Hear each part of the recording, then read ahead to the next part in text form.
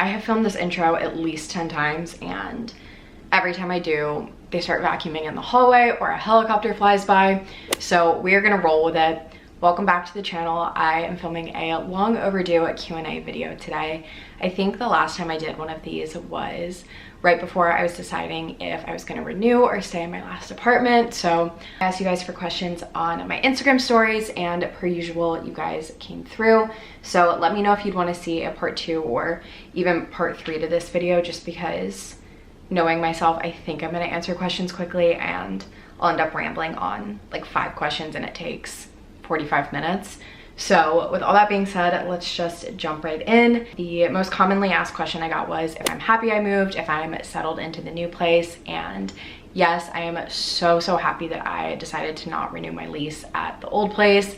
If you've seen any of my vlogs, you know that I was not really on the fence about it. I just wasn't sure that it was the right decision. I knew I didn't want to stay, but financially it really didn't make a ton of sense to move. But if you're new to my channel, I've lived in DC for almost 3 years now, had the same job for almost 3 years now, and honestly just really needed a change of scenery, a slight change in routine. I used to walk to work, I take the metro now, and I think having just a slight disruption in my everyday normal activity has been really good for me. I think moving is always stressful and there's always going to be some small hiccups involved, which I know I talked about a little bit in my moving vlogs, but as a whole, I think I've settled in really well. I feel like the space is so much more me, and I feel so refreshed in every aspect of my life. And it's not fair to put all of that on just like moving apartments, but I do think having some sort of like symbolic fresh start, probably paired with the new year, and you know, just a combination of all that, I'm feeling really good in this space. So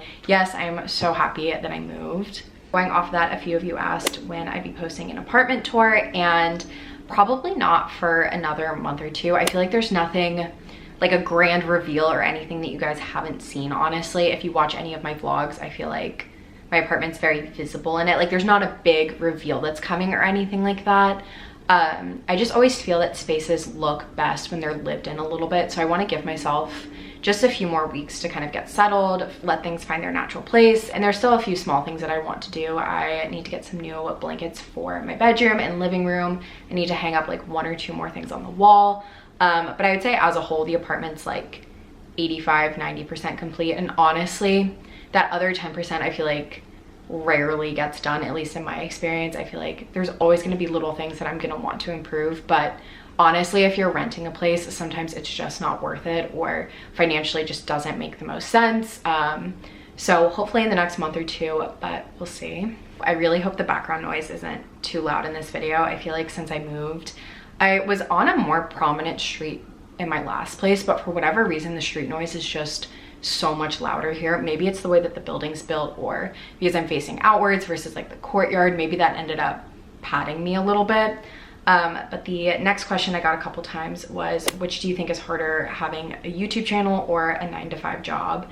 And this is something that I think about all the time. I could honestly film a 3-hour video of myself talking in circles with no real answer at the end of this, because it really varies on the day. And if there's so many factors to that. I think my 9-to-5 is harder in terms of the work itself that I'm doing. I feel like I am cranking out way more deliverables for my 9-to-5. It's way higher stakes, bigger budgets. For those of you who might be new to my channel, I essentially run point on the marketing department for a commercial real estate agency here in DC, and I work very hard at my job, and I think I'm good at my job, which is something that I've had trouble telling myself, I guess, in the past, just because I feel like it's not even that I was raised this way. I instilled this belief in myself that you shouldn't say you're good at something. Like you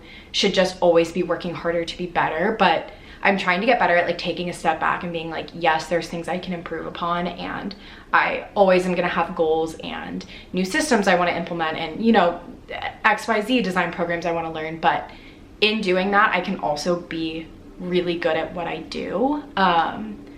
So I think my real estate job is hard just because you're working on a team, and there is a certain pressure with that, just because if I don't meet a deadline or the quality of the work isn't up to my standards or my coworkers' standards, the client standards, that affects the entire team. It's not something that just comes back on me. I will say, I think the work-life balance of a 9-to-5 is a lot easier because although my job's not really one that I clock in and clock out, I'm able to find a clear separation between the work that I do at my 9-to-5 and my personality kind of outside my 9-to-5, like when I log off and that kind of thing. Whereas YouTube, it's not easier in the sense of workload, because I think it's what you put into it, which you could argue is most jobs as well.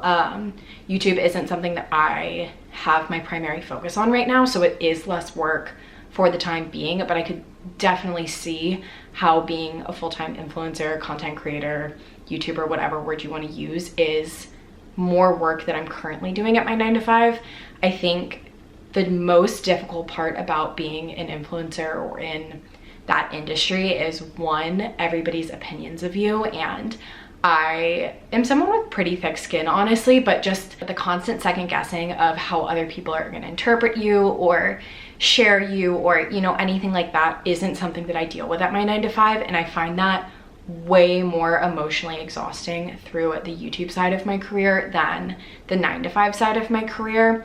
I also think the work-life balance is so much more blurred because you really have to set your own boundaries of what you're willing to share and what you're not willing to share. Again, this is really going to depend on what you do for a 9-to-5 job, but I think from my perspective, there's a lot more hustle involved with being a YouTuber. Like, I personally am not really sourcing our clients or our pitches or anything like that at my 9-to-5, whereas YouTube, I have to be the one to go out and reach out to brands, or if a brand reaches out to me, then I have to be the one to negotiate it. It's a lot more upfront work, I guess, and really pitching yourself versus being part of a team. So I don't know which is harder. I think it depends on the day. There's days where I have so much on my plate at my 9-to-5 and I feel like I am balancing a million things just waiting for something to fall, or there's a deliverable or a deadline that just seems impossible and it feels like a really hard job.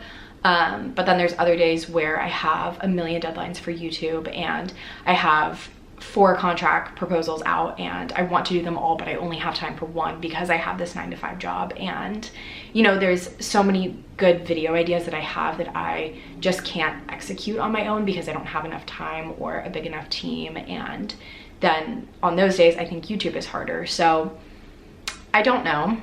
I really, truly don't. Like I predicted, I am already rambling, so I'm gonna try to jump through a couple of shorter questions. Someone asked, what is your go-to coffee order? I feel like most of the time it's some form of a latte or espresso drink, just because I make cold brew at home and have cold brew at my office. So if I go out for coffee, I try to get either like a dirty chai or a latte or a shaken espresso drink from Starbucks. So those are my go-tos as of late. Will you be getting Leo a friend soon? And as much as I would love for him to have a friend, I don't have any plans for that. My lease for this apartment actually says that I am not allowed to have any more pets besides him, and honestly, I couldn't fit that realistically anyway.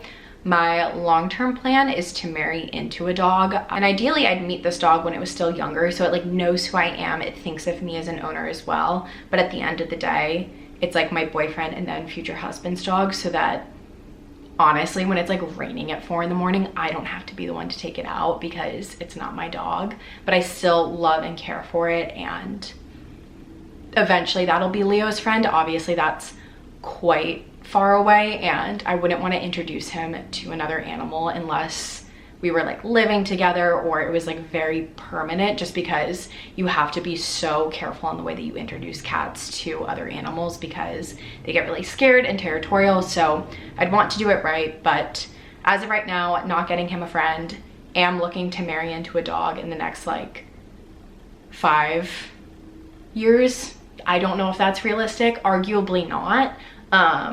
But that is my plan for the time being. Lots of questions on how my 9-to-5's going, if I'm considering looking for any new jobs, and I feel like I already touched on this a little bit, but it's going really well. I really, really like my job, and don't see myself going anywhere anytime soon. I feel like that would probably make for more interesting content to like be interviewing or talking about my process of looking for a new job, but realistically that's just not really something that I'm interested in at the moment, and definitely see myself staying put for at least another year or so. So I'm hesitant to throw out a timeline just because things can always change and things can change really quick, but if I had to guess, would assume that I'd be staying at this job for at least the end of this lease and probably another. So roughly 2 more years.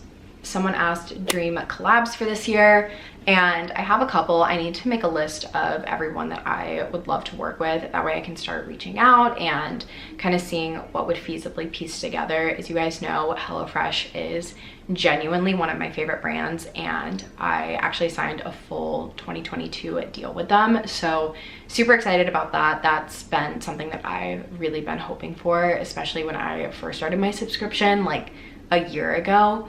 Other brands I'd love to work with, Abercrombie. I feel like it's really unfair because I've been saying that they are making a comeback for years now and have this documented on my channel, and reached out to them about collabs, but they weren't doing any at the time just because their brand wasn't like at its peak yet. And now they are, and they're too cool for me. Like, when did we like, whatever. Other brands I'd really like to work with, Express again. You guys know I love Express. There's a small brand on TikTok actually that I have a really, really good idea for a collab for, but I cannot find a way to reach out to her. She doesn't have like an email listed in her bio. The website's under construction, but I think it's such a good idea. So I think I'm just gonna like, honestly, I might make a TikTok stitch and like that be my pitch to her and just like shoot my shot. Also getting into TikTok this year. My goal is to be kind of unhinged on TikTok because I feel like that's something that I don't really show in my videos as much. Like, I think the way my videos piece together, I come off like more calm and put together, but I feel like my friends in real life would describe me as much more chaotic and unhinged than probably subscribers would describe me. So I just looked up at my camera and realized it stopped recording. So hopefully majority of what I was saying was still there. If not, I'll insert like a little clip of me on photo booth, I'm sure. But moving on to the next question, someone asked, can you spill the tea on your old place now that you've moved out? And honestly, there's nothing crazy to say. I feel like my biggest issue with the place was that sometimes the leasing team just wasn't super friendly or accommodating when I felt I was bringing very reasonable claims or issues to the table. And honestly, I'm not gonna really dive into it much more than that, just because over the years, I've really learned the value of keeping conflict or drama, anything like that, offline. I had a story time that I really wanted to do back when I was probably a sophomore in college, maybe a freshman in college. I was really young and this was like the peak of story times on YouTube too. And this one would have gone viral. Like this, I forget that this whole situation happened. It was just like, everything about it was so bizarre, arguably illegal. I definitely think illegal, but I don't necessarily have proof of that. And I know that if I had made that video, it would have gone viral. It would have done really well for my channel. And I decided not to post it or even film it or anything like that, just because one, I couldn't prove it. And it was a really big claim that I was making against someone without, again, having that proof. And you know, I moved on with my life. I honestly kind of forgot about it for a while until pretty recently. So like 4 or 5 years later, I have become really good friends with someone in my life, and their sibling was directly involved with this story, which I didn't even put 2 and 2 together until like a year into knowing this person. And I can't even imagine the damper that that would have had on our friendship if I had like completely put this like slanderous piece out on one of their siblings. Not without thought, but like kind of without thought when I was younger. And even though I stand by what I would have said and still think I'm in the right, I would never ever want to put that person that's in my life currently in that position to be not only in the middle, but just like defensive over an entire internet, you know, like it's just unnecessary conflict, and has been a really, really valuable lesson for me. So not gonna share anything like, and also my apartment had nothing that even compared to the story time I never told. But I think it's always good just to keep things peaceful. You never know who's gonna come back in your life. If I end up moving apartments again and it's with the same property management company, like you just never know, and it's just easier to be kind. So sorry to disappoint, but that is that. Someone asked best place to buy furniture on a budget. They just got their first apartment. Congrats, first of all. Second of all, I honestly would say Facebook Marketplace. I know there's gonna be mixed opinions on that, and getting some things used is a little bit more grimy than others, but you can find such nice quality pieces at such a discount on Facebook Marketplace. I'm sure it's similar with like Let Go or Craigslist, like any of those sites. I personally have only used Facebook, and that's why that's the one that I'm recommending.